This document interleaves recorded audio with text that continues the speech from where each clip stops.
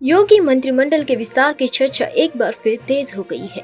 इस बीच आज यानी 28 नवंबर को सीएम योगी आदित्यनाथ ने मंत्रियों की बैठक बुलाई है। सीएम योगी ने अपने सभी मंत्रियों से उनका रिपोर्ट कार्ड तलब कर लिया है।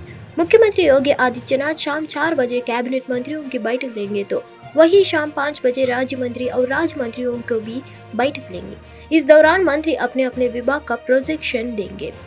इसमें अब तक किए गए काम और अगले 3 माह की कार्य योजना का ब्यूरो सभी को बताना है। दरअसल आज से विधानसभा का शीतकालीन सत्र भी बुलाया गया है। इस दौरान विकास कार्यों को गति देने के लिए अनुपूरक बजट भी जारी किया जाएगा।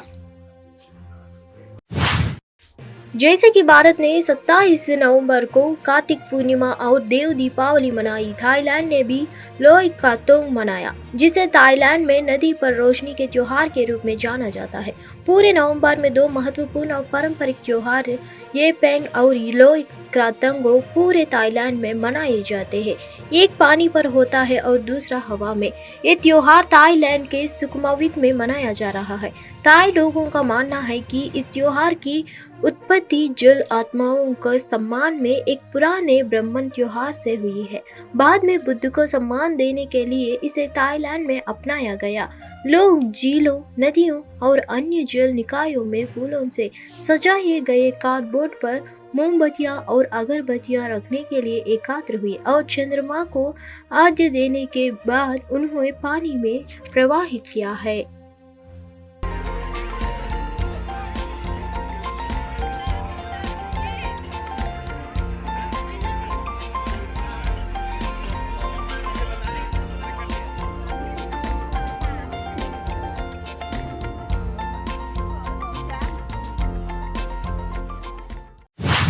सत्ताईस नवंबर को गुरु नानक जयंती के अवसर पर स्वर्ण मंदिर को रोशन किया गया था।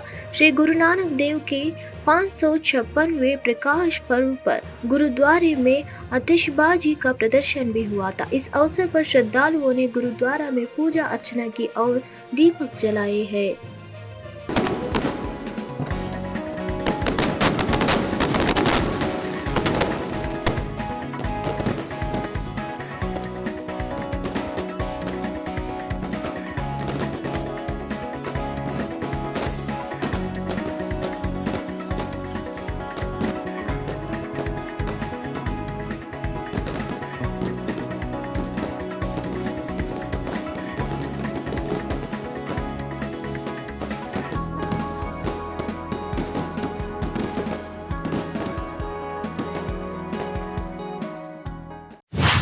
दिल्ली पुलिस ने सोमवार को मालवीय नगर इलाके से एक व्यक्ति को गिरफ्तार किया।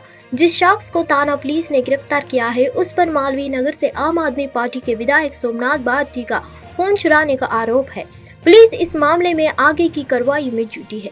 दक्षिण दिल्ली के पुलिस उपायुक्त चंदन चौधरी ने कहा कि आम आदमी पार्टी के विधायक ने पुलिस को घटना की जानकारी देने के लिए फोन किया था। पुलिस के मुताबिक उनके पास आप विधायक सोमनाथ भारती को फोन आया। उन्होंने हमें बताया कि वह अपने कुछ सहयोगियों के साथ गुरु नानक जयंती के अवसर पर नगर कीर्तन में शामिल होने के लिए मालवीय नगर के जी ब्लॉक में झूले लाल मंदिर गए थे। जिस समय वह प्रसाद ले रहे थे तो एक व्यक्ति उनकी जेब से उनका फोन चुरा लिया और भागने की कोशिश की, लेकिन वहां मौजूद लोगों ने उसे पकड़ लिया है। मध्य प्रदेश में मौसम विभाग ने कई जिलों में बारिश को लेकर अलर्ट जारी किया है। मौसम विभाग का दावा है कि मध्य प्रदेश के अधिकांश जिलों में हल्की बारिश हो सकती है, जबकि कुछ जिलों में मध्यम बारिश की भी उम्मीद है। हालांकि राहत देने वाली बात यह है कि हवा की रफ्तार में जरूर कमी आई है। हवा की रफ्तार 20 किलोमीटर प्रति घंटे से 40 किलोमीटर प्रति घंटे के बीच रहने की संभावना है। बारिश की वजह से कुछ फसलों के नुकसान होने की आशंका बढ़ गई है, जिससे किसान परेशान हो रहे हैं। मध्य प्रदेश के मौसम विशेषज्ञ डॉक्टर वेद प्रकाश सिंह ने बताया कि मंगलवार को भी बारिश का सिलसिला जारी रहने की उम्मीद है। आरक्षण कार्यकर्ता मनोज जरांगे ने सोमवार को अपना वह बयान वापस ले लिया है, जिसमें उन्होंने कहा था कि मराठा नालायक लोगों के अधीन काम कर रहे हैं। जरंगे के इस बयान को महाराष्ट्र में अन्य पिछड़ा वर्ग के अपमान के तौर पर देखा गया और इस पर खूब हंगामा भी हुआ। उन्होंने कहा कि वह मराठा समुदाय के हितों की रक्षा पर ध्यान केंद्रित रखना चाहते हैं। जरंगी ने मराठा समुदाय के सदस्यों के लिए सरकारी नौकरियां और शिक्षा में आरक्षण की मांग को लेकर अपने आंदोलन के तहत अगस्त के अंत के बाद से 2 अलग-अलग मौके पर कई दिन तक भूख हड़ताल की है और अपनी मांग के समर्थन में राज्य भर में रैलियां कर रहे हैं। छत्तीसगढ़ विधानसभा चुनाव में दोनों चरणों का मतदान संपन्न हो चुका है और 3 दिसंबर को नतीजे आने वाले हैं, जिसके लिए 6 दिन बाकी रह गए हैं। छत्तीसगढ़ की जनता के साथ साथ इस चुनाव में अपनी किस्मत आजमा रहे विधायक प्रत्याशी भी रिजल्ट को लेकर बेसब्री से इंतजार कर रहे हैं। विधानसभा चुनाव के रिजल्ट से पहले बस्तर के बीजेपी के साथ साथ कांग्रेस प्रत्याशी इन दोनों चुनाव के अलावा कुछ दूसरे काम में व्यस्त हैं। आइए जानते हैं कि कांग्रेस और बीजेपी के कुछ प्रत्याशी इन दिनों किस काम में लगे हुए हैं। दरअसल प्रदेश में 1 नवंबर से धान खरीदी की शुरुआत हो चुकी है और सभी किसान अपने धान को खरीदी केंद्रों तक बेचने के लिए पहुंच रहे हैं। विधानसभा चुनाव के मद्देनजर तेलंगाना राज्य में 3 दिनों तक शराब की दुकानें बंद रहेगी। मंगलवार शाम 5 बजे से गुरुवार शाम 5 बजे तक शराब की बिक्री बंद रहेगी। केंद्रीय चुनाव आयोग ने इस मामले पर वाइन और बार के मालिकों को अग्रिम सूचना दे दी है। राज्य उत्पाद शुल्क विभाग ने राज्य में शराब की दुकानों के मालिकों को सतर्क कर दिया है।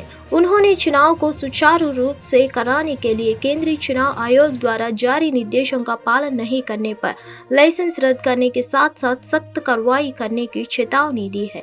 दूसरी ओर अधिकारियों ने कहा कि 3 दिसंबर को शराब की दुकानें बंद रहेगी, जब विधानसभा चुनाव के नतीजे घोषित होंगे। 1 दिसंबर से नई शराब की दुकानें शुरू हो जाएगी। टीडीपी प्रमुख और पूर्व सीएम चंद्रबाबू नायडू की जमानत याचिका पर आज सुप्रीम कोर्ट में सुनवाई होगी।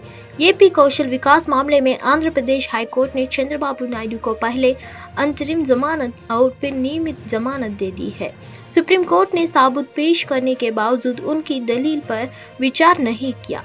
अब जस्टिस बेला एम त्रिवेदी और जस्टिस सतीश चंद्र शर्मा की बेंच आज इस मामले की सुनवाई करेंगे। चंद्रबाबू को जमानत देने में उनकी दलीलों पर गौर करेंगे। याचिकाकर्ता के कहना है कि उन्होंने फैसले में एपी सरकार के खिलाफ दायरे से बाहर जाकर टिप्पणियां की है। इस मामले में सुप्रीम कोर्ट ने चंद्रबाबू की जमानत तुरंत रद्द करने को कहा है। मध्य प्रदेश में विधानसभा चुनाव खत्म होने के बाद अब बैलेट पेपर की गिनती को लेकर बवाल मचा है। राज्य के बालाघाट जिले के पोस्टल बैलेट को मतगणना से पहले खोले जाने का दावा किया गया है। कांग्रेस ने निर्वाचन अधिकारी पर हेराफेरी के आरोप लगाए हैं। वहीं इस मामले में बालाघाट के कलेक्टर और निर्वाचन अधिकारी गिरीश चंद्र मिश्र ने स्थिति स्पष्ट की है।